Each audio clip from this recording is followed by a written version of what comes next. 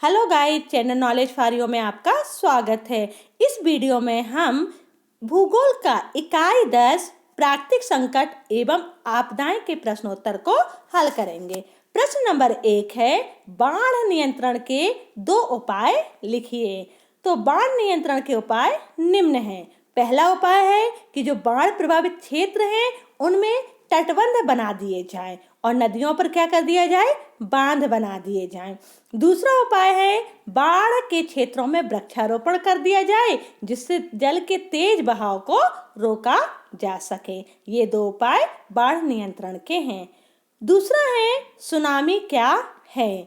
Tsunami जापानी भाषा का शब्द है जिसका तात्पर्य बहुत लंबी और कम कंपन वाली लहरों से है जो महासागरीय भूकंप के प्रभाव से महासागरों में उत्पन्न होती है। मतलब जो सुनामी है वो क्या होती है, वो महासागर में उत्पन्न होती है। और किस कारण से उत्पन्न होती है, महासागरीय भूकंप के प्रभाव के कारण।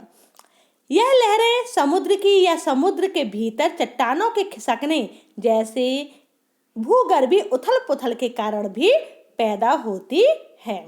तो ये दूसरा कारण हो गया कि जब जमीन के अंदर, भूमि के अंदर जब उथल पुथल होती है तो उसके कारण भी क्या होता है, सुनामी आती है।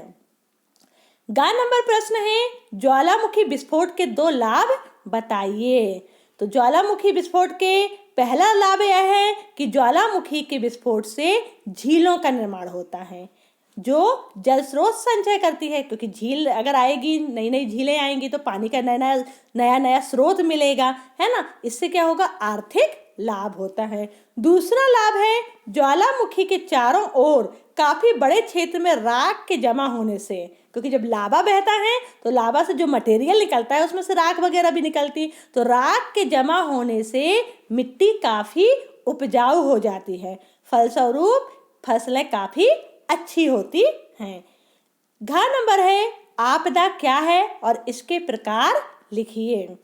तो वे सभी घटनाएं जो प्रकृति के अंदर विस्तृत क्षेत्र में अनायास घटित होती हैं, जो मानव के नियंत्रण में नहीं होती हैं तथा जिनका व्यापक विनाशकारी प्रभाव पड़ता है, प्राकृतिक आपदाएं कहलाती हैं। उदाहरण के लिए हम देख लें तो सुनामी हो गया, भूकंप हो गया, है ना, और भी ना बहुत सारी बाढ़ वगैरह हो गई, ये प्राकृतिक आपदाएं होती हैं। आपदा के प्रकार अगर देखें तो प्राकृतिक आपदाओं के लिए 2 कारकों को उत्तरदायी माना जाता है। पहला है प्राकृतिक कारक और दूसरा होता है मानव जनित कारक। ड़ा है, ओजोन ह्रास के प्रमुख 2 कारण लिखिए। तो ओजोन ह्रास यानी मतलब होता है कम होना, घटना या उसका अपक्षय होना। तो ऐसा कौन से 2 कारण हैं जिसके कारण ओजोन परत जो है वो क्या होती जा रही है, उसका ह्रास होता जा रहा है। तो पहला कारण है, ओजोन ह्रास का प्रमुख कारण क्लोरीन युक्त गैस। अब क्लोरीन युक्त गैस क्या होती है, उसकी उपस्थिति होती है जिसमें मुख्य रूप से CFC और संबंधित हेलोकार्बन है।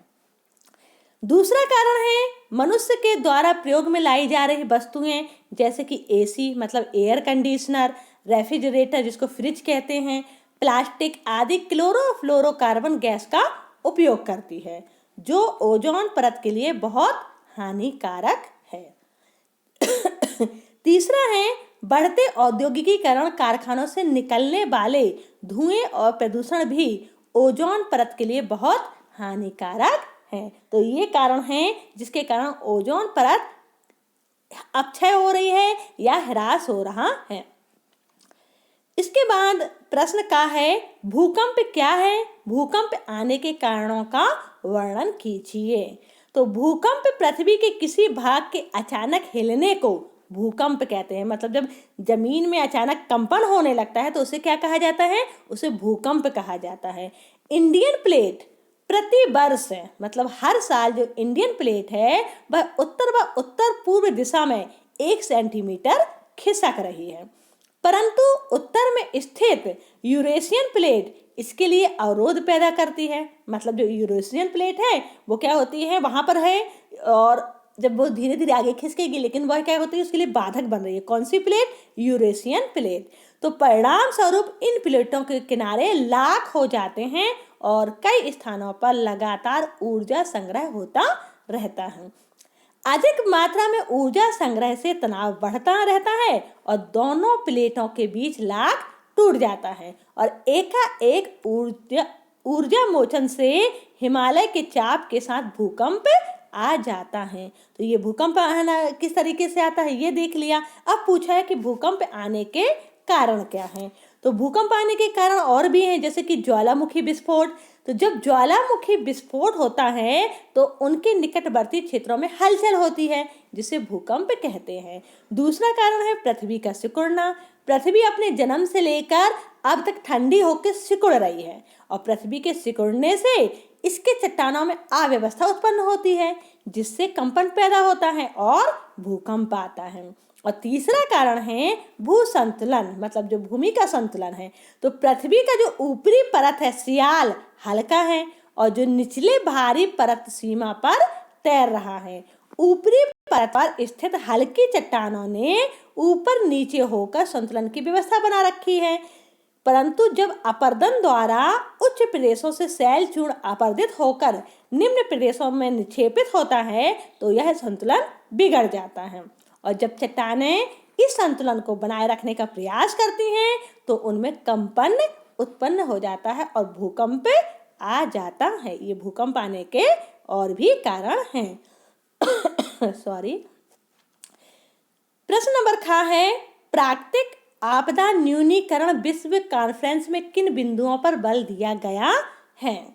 तो विश्व बैठक में प्राकृतिक आपदा न्यूनीकरण के लिए पारित प्रस्ताव निम्नलिखित हैं। पहला है, यह दर्ज होगा कि हर देश की प्रमुख जिम्मेदारी है कि वे प्राकृतिक आपदा से अपने नागरिकों की रक्षा करें। दूसरा पॉइंट या दूसरा बिंदु रखा गया कि यह विकासशील देशों, विशेष रूप से सबसे कम विकसित एवं चारों ओर से भूवृद्ध देशों तथा छोटे महाद्वीपीय विकासशील देशों पर आग्रता पूर्वक ध्यान देगा, है ना। तीसरा है, जहां भी ठीक समझा जाएगा वहां आपदा से बचाव, निवारण एवं तैयारी के लिए राष्ट्रीय स्तर पर कानून बनाकर क्षमता एवं सामर्थ्य का विकास करेगा तथा इस कार्य में स्वैच्छिक संगठनों तथा स्थानीय समुदायों को संगठित किया जाना चाहिए। चौथा है, यह उप क्षेत्रीय, क्षेत्रीय तथा अंतरराष्ट्रीय सहयोग द्वारा उन कार्यों को बढ़ावा तथा मजबूती देगा जिनसे प्राकृतिक तथा दूसरी आपदाओं को रोका अथवा कम किया जा सके या उसका निवारण किया जा सके। इस प्रक्रिया में निम्नलिखित पर विशेष बल दिया जाएगा। मानव तथा संस्थागत क्षमता निर्माण तथा सशक्तिकरण किया जाए। ख, तकनीकों में भागीदारी, सूचना का एकत्रीकरण किया जाए, प्रकीर्णन किया जाए और उपयोग किया जाए। फिर ग है, संसाधनों का संग्रह किया जाए। प्रश्न नंबर ग है, उष्णकटिबंधीय चक्रवात उत्पत्ति की प्रारंभिक परिस्थितियों को लिखिए। तो उसका उत्तर है कि उष्णकटिबंधीय चक्रवात उत्पत्ति के लिए निम्न परिस्थितियां हैं। पहली परिस्थिति है उष्ण व आर्द्र वायु की निरंतर पर्याप्त मात्रा में उपलब्धता। दूसरा है कोरियोलिस, बल का तीव्र होना जो न्यून वायु दाब को बढ़ने न दे।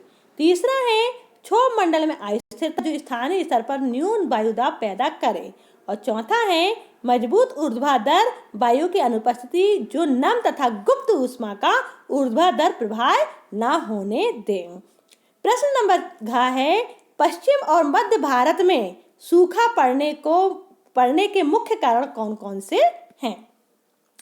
तो पश्चिमी और मध्य भारत में कम वर्षा के साथ साथ वर्षा की परिवर्तनशीलता बहुत अधिक होती है।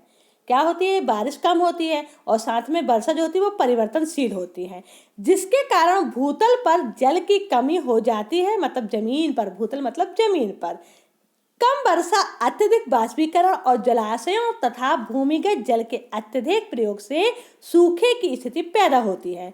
पश्चिमी भाग मरुस्थलीय और मध्यवर्ती भाग पठारी भाग है। इन दोनों क्षेत्रों में जब वर्षा कम होती है तो सूखा की स्थिति उत्पन्न हो जाती है।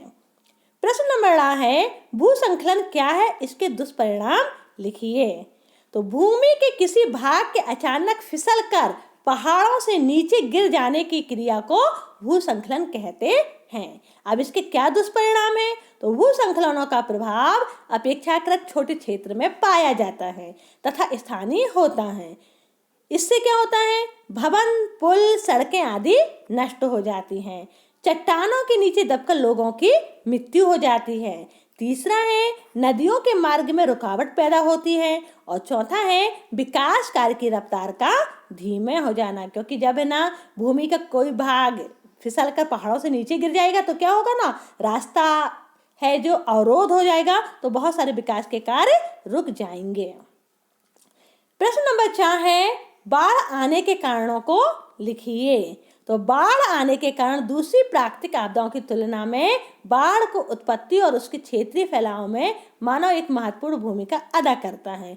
बाढ़ आने के मुख्य कारण निम्न हैं। पहला कारण है दक्षिणी पश्चिमी मानसून के अधिक सक्रिय होने से अतिवृष्टि मतलब बहुत अधिक बारिश होने के कारण बाढ़ आती है। दूसरा है, हिमालय से निकलने वाली नदियां वर्षा ऋतु में बड़ी मात्रा में जल लाती हैं। जब ये नदियां मैदानी भाग में प्रवेश करती हैं तो जल की गति कम हो जाती है और जल फैलकर बाढ़ पैदा कर देता है। तीसरा है, वन तथा चारागाहों का अविवेकपूर्ण ढंग से किया गया विनाश। जंगल के कटने से भी क्या होती है? बाढ़ आती है। और चौथा है, तटीय क्षेत्रों में तूफानी महोर्मी का आना। तो ये सभी बाढ़ आने के कारण हैं। प्रश्न नंबर 6 है, सूखा क्या है? तो सूखा ऐसी स्थिति को कहा जाता है जब लंबे समय तक कम वर्षा, अत्यधिक बाष्पीकरण और जलाशयों एवं भूमिगत जल के अत्यधिक प्रयोग से भूतल पर जल की कमी हो जाए। और यह मुख्य रूप से अपर्याप्त वर्षा अथवा वर्षा के बीच लंबे अंतराल से उत्पन्न होती है। भारतीय मौसम विभाग के अनुसार किसी क्षेत्र में सामान्य से 25% कम वर्षा होने पर सूखे की स्थिति पैदा हो जाती है।